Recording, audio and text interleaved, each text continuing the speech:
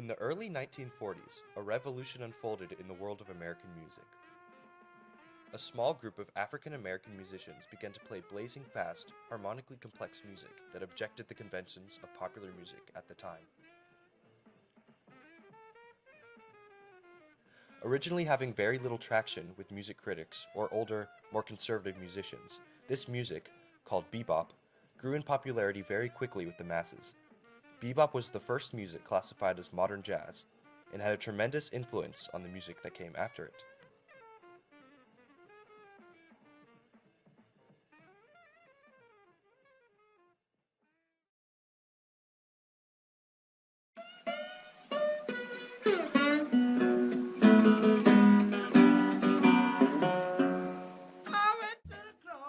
Following the abolition of slavery, juke joints, informal establishments featuring music, dancing, gambling, and drinking began to open up throughout the South.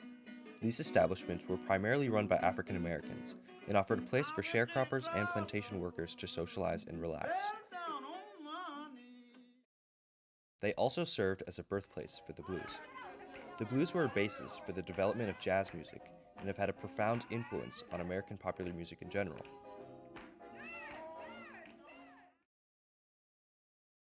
However, when the record industry began to flourish, African American musicians weren't given an outlet to record and play their music for the general public.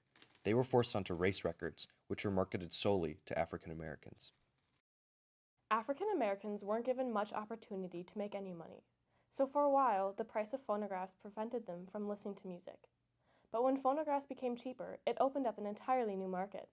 White record companies recorded black music to sell to the African Americans that could afford it. The market for race records crashed during the Great Depression, which left most African American musicians jobless. Their exclusion from exposure was solidified when white musicians began to cover black music for radio and in clubs. As African American blues musicians lost their jobs, a new form of black American music, traditional jazz, began to develop.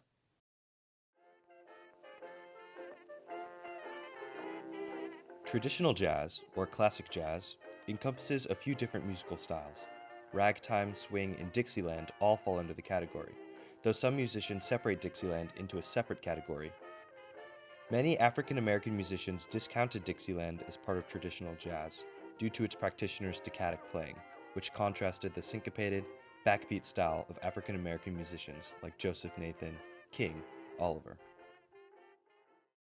Louis Armstrong said that if it had not been for King Oliver, jazz would not be what it is today. He was a pioneer in altering the sound that came out of his horn. He had a song called Wah Wah Wah, which is probably the first time someone produced that wah sound with a trumpet. With an empty hand, got a heart full of nothing.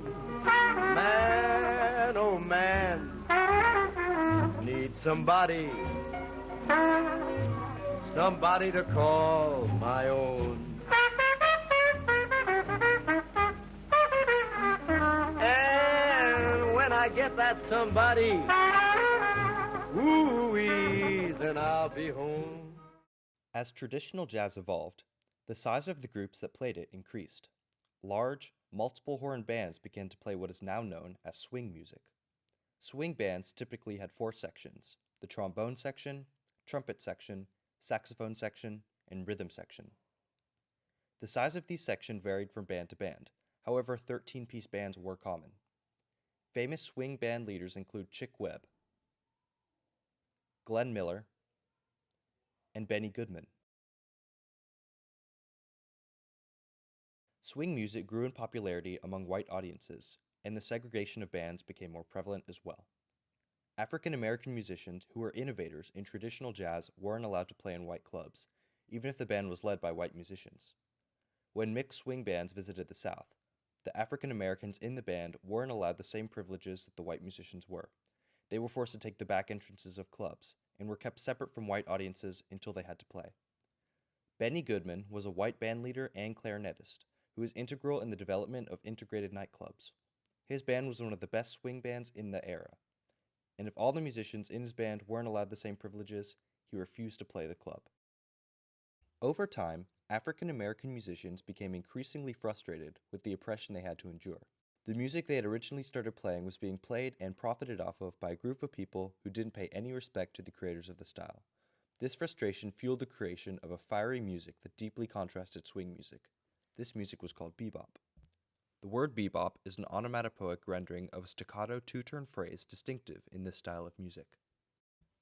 Swing music and other forms of traditional jazz were mostly diatonic, meaning melodies were based on the 7-note major and minor scales found in Western music, and their harmonies tended to stay within the same key.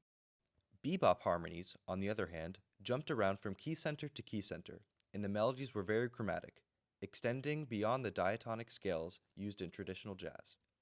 Bebop was also much faster than swing music, and after playing the melody, the players would take turn playing extended improvised solos that were comprised primarily of eighth notes.